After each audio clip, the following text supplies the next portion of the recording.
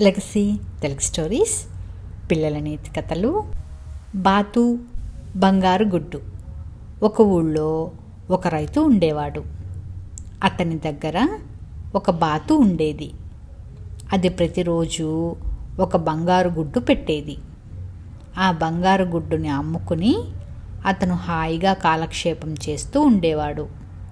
కానీ కొంతకాలం గడిచిన తరువాత అతనికి చుట్టుప్రక్కల ఉండే ధనవంతుల్లోకెల్లా గొప్ప ధనవంతుడు కావాలని కోరిక కలిగింది.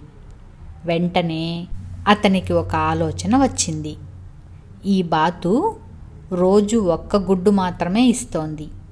దీని కడుపులో ఎన్నెన్ని గుడ్లు ఉన్నాయో అవన్నీ నేను ఒకేసారి తీసుకొని గొప్ప ధనవంతుణ్ణి అవ్వచ్చు కదా.